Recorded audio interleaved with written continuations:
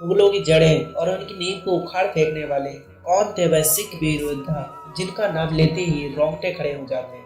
बाबा बंदा सिंह बहादुर। उनका नाम है बाबा बंदा सिंह बहादुर, जिनका इतिहास बहुत ही दिलचस्प और सबको मोटिवेट करने वाला है और उनका बलिदान दिलों को झंझोड़ने और दिलों को रुला देने वाला है। सुनेंगे बाबा बंदा सिंह बहादुर जी की वीर गाथा इस गुरु कथा के माध्यम से। बाबा बंदा सिंह बहादुर, जिनका जन्म 16 अक्टूबर 1670 को जम्मू कश्मीर के पुंछ जिले के राजौरी नामक एक क्षेत्र में हुआ था। उनका असली नाम लक्ष्मण देव माधोदास था, जो अपनी सिर्फ 15 वर्ष की आयु में बैरागी बन गए थे। माधोदास बचपन में ही घुड़सवारी, तीरंदाजी और तलवारबाजी की शिक्षा ले चुके थे। एक बार बचपन में वो जंगल में शिकार को गए। उन्होंने अपने एक तीर से एक हिरनी को मार दिया था। दुर्भाग्यवश वो हिरनी गर्भवती थी और तीर लगने से उसकी और उसके पेट में पल रहे बच्चे की मौत हो गई थी। यह सब दर्दनाक दृश्य देखकर माधोदास का मन बहुत दुखी हुआ और उसी पर माधोदास ने अपने तरकस के सभी तीरों को तोड़ दिया और क्षमा याचना प्रभु प्राप्ति के लिए वह तीर्थ पर चले गए। उन्होंने बहुत से तीर्थ और बहुत सी साधु संतों से योग साधनाएं सीखी। इसके बाद उनकी मुलाकात एक साधु से हुई जिनका नाम जानकी दास था, जो एक बैरागी थे। वे उनके शिष्य बन गए। उत्तर भारत के तीर्थ के बाद वह महाराष्ट्र के नांदेड़ में पहुंच गए और कुटिया बनाकर प्रभु प्राप्ति की तपस्या में लग गए। गुरु गोविंद सिंह जी को उसके ठिकाने का पता चला कि माधोदास नांदेड़ में है और वह उसकी कुटिया में उससे मिलने जा पहुंचे और गुरुजी ने अपने सिखों को वहां बकरे का लंगर बनाने को कहा, जिसे जानकर माधोदास बहुत क्रोधित हुआ। माधोदास बहुत सी तंत्र विद्याओं को जानता था और गुस्से में उन्होंने गुरुजी पर उन विद्याओं का प्रयोग किया, पर जब गुरुजी पर उसकी साधनाओं और तंत्र मंत्रों का कोई असर नहीं हुआ, तब यह देख माधोदास भागता आया और गुरुजी के चरणों में गिर गया।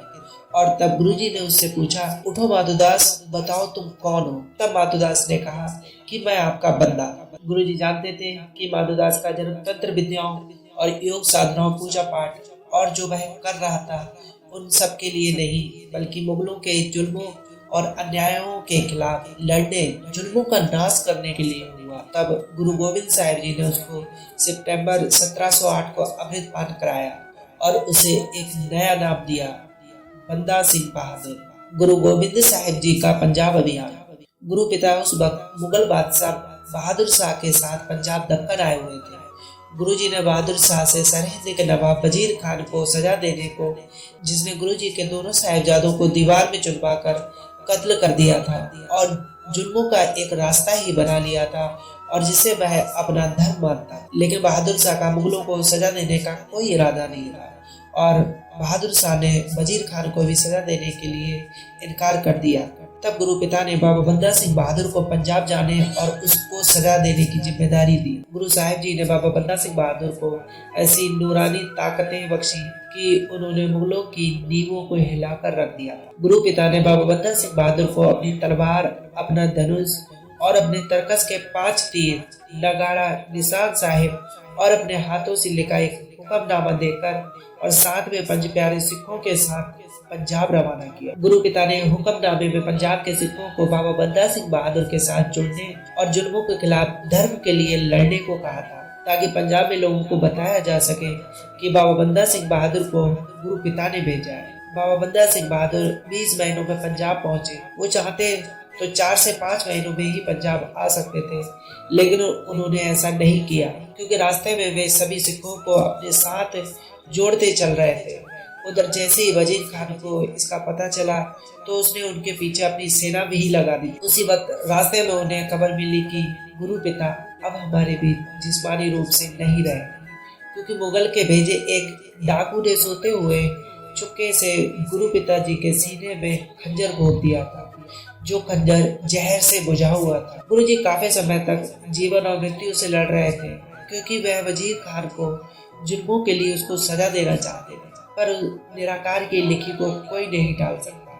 रास्ते में जैसे ही यह खबर बाबा बंदा सिंह बहादुर जी को मिली, ठीक वैसे ही उनके दिल में क्रोध की अग्नि और प्रचंड हो गई। तब वह और तेजी से सरहिंद की ओर बढ़ गए और रास्ते में उन्होंने हजारों चोरों डाकुओं के जुल्मों से वहां रह रहे लोगों को आजाद कराया। इसी बीच उनके साथ हजारों सिख जुड़ते जा रहे। तब बाबा बंदा सिंह बहादुर ने सोनीपत और कैथल के बीच रह रहे मुगलों के खजानों को लूटा और वहां लुटे हुए गरीबों में बांट दिया। लोहाना में बंदा सिंह मालवा के सिखों को संदेश भिजवाते हैं कि वजीर खान के जुल्मों को खत्म करने के लिए सभी सिखों को एक साथ आना होगा। और यह सुनते सुनते काफी सिख बाबा बंदा सिंह बहादुर के साथ आ गए। आगे बढ़कर समाना की लड़ाई।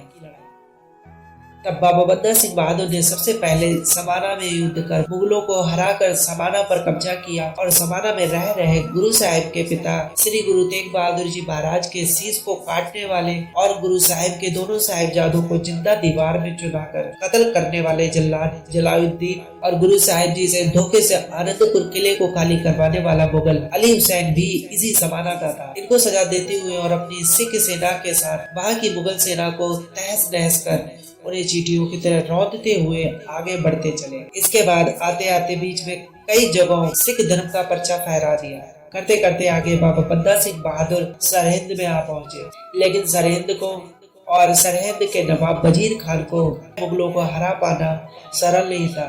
बाबा बंदा सिंह बहादुर के पास उनके मुकाबले सेना, घोड़े, हाथी और हथियार तोपें कम थी। उन्होंने वहां 3 से 4 महीने रहकर वजीर खान की कमजोरियों और मुगलों की ताकत का, उनके हथियारों की मार का पता लगाया। वजीर खान ने वहां से इस लड़ाई को जिहाद का नाम देकर वहाँ कई मुगल सैनिकों और राजाओं को अपनी ओर कर लिया था। उसके पास काफी सेना, तोहफे, गोले, तीरंदाज, घोड़े, हाथी थे। तब उसी बीच यह युद्ध होता है जहाँ एक और गुरु के सिख और धर्म के लिए जान बार देने वाले सिंह और दूसरी ओर जुल्मों को अपना धर्म और जन्नत में जाने का लाइसेंस मानने वाले मुगल थे। तब दोनों सेनाओं में बहुत घमासान युद्ध हुआ। बाबा बंदा सिंह बहादुर ने मुगलों के इस महासंहारक युद्ध में वजीर खान के सर को धड़ से कलम कर दिया। बंदा सिंह जी जुल्मी का नाश करते हैं और इस युद्ध में जब वजीर खान की हार हुई तब पंजाब में जुल्मों के नवाब वजीर खान की मौत का जैसे ही वहां रह रहे लोगों को पता चलता है कि जुल्मी मारा गया, लोगों में खुशियां जाग उठती हैं। गुरु साहिब के कहे जाने वाले हितैषी बहादुर शाह को जब वजीर खान की मौत का पता चलता है तो वह तिलमिला जाता है और दक्कन से दिल्ली आ जाता है ताकि पंजाब से सिखों का प्रचार खत्म कर सके और अपनी सेना लेकर पंजाब पर चढ़ाई कर देता है। बहादुर शाह ने पंजाब के सभी गवर्नर को पंजाब पर चढ़ाई करने का आदेश दे दिया। बाबा बंदा सिंह बहादुर जब पंजाब से बाहर आ गए थे तब मुगल सेना ने पंजाब पर आक्रमण कर पंजाब में अपना कब्जा कर लिया था। बाबा बंदा सिंह बहादुर चुपके चुपाते बचते राही युद्ध में अपनी सेना को लेकर पहुंच गए।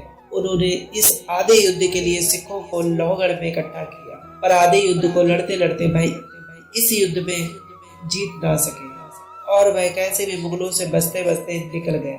तब मुगलों ने लोहगढ़ के किले पर कब्जा कर लिया और पास के एक गांव गुरदास नंगल में बाबा बंदा सिंह बहादुर जी जा पहुंचते हैं और कुछ समय वहां ठहर जाते हैं। लेकिन लालच के मारे किसी मुखबर ने अंत में गुरदास नंगल गांव और बाबा बंदा सिंह बहादुर के छिपे होने की खबर मुगलों को दे दी। जैसे ही बंदा सिंह बहादुर जी की खबर मुगलों को मिल गई तब मुगलों ने गुरदास नंगल गांव को चारों ओर से घेर लिया, बंदा सिंह बहादुर को पकड़ लिया और गिरफ्तार कर लिया। बाबा बंदा सिंह बहादुर जी की शहादत। बाबा बंदा सिंह बहादुर और उनके 4 साल के बेटे और हजारों सिखों को प्रताड़ना देते हुए बाबा बंदा सिंह बहादुर को शाही कपड़े पहनाकर पिंजरे में बंद करके हाथी पे उन्हें दिल्ली लाया जाता है। दिल्ली पहुंचने पे मुगलों ने उन्हें अपना धर्म बदलने को कहा, पर सिक्की कैसा श्वासा डालने को कहकर उन्होंने धर्म परिवर्तन को मना कर दिया। धर्म परिवर्तन के इस अत्याचार में कार नीति में मुगलों के वहां आए हजारों सिखों ने अपने शीश को कि पहले मुझे मारो, पर हम मुगल धर्म कबूल नहीं करेंगे, मुगल धर्म को नहीं मानेंगे। बाबा बंदा सिंह बहादुर जी को मजबूर करने के लिए उन्हें उनके सामने उनके छोटे मासूम इकलौते बेटे को, जो सिर्फ महज 4 साल के थे, छोटे साहिब को कत्ल करने को कहा। यह आदेश हुआ है कि तू अपने बेटे को खुद मारेगा। लेकिन बाबा बंदा सिंह जी ने कहा कि वह बच्चों और महिलाओं पे कभी वार नहीं करते, उन्होंने मना कर दिया।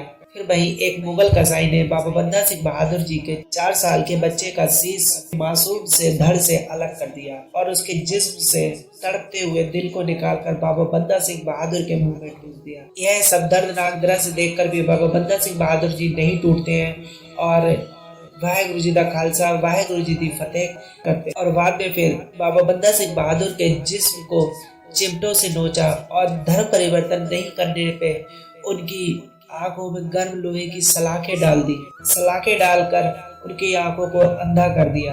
बंदा सिंह बहादुर फिर भी न टूटे, तब मुगलों ने हार कर उनके नाखूनों को चिमटियों से खींच दिया, उनकी उंगलियों को काटा, फिर उनके हाथों को भी काटते रहे। हाथ पैर काट कर फिर उनके जिस्म से उनकी चमड़ी, उनकी स्किन को भी काटते रहे और जिस्म से पूरी स्किन को निकाल देते हैं। और इन सब दर्दनाक यातनाओं की परवाह ना करते हुए उन्होंने धर्म नहीं बदला।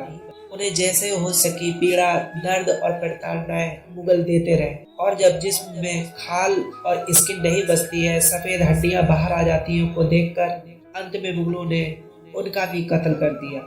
बाबा बंदा सिंह बहादुर ने अपने गुरु साहिब के हुक्म का मानकर सारिंद के लोगों को जुल्मों के नवाज वजीर खान से मुफ्ती साहिबजादे के कत्ल का बदला लिया।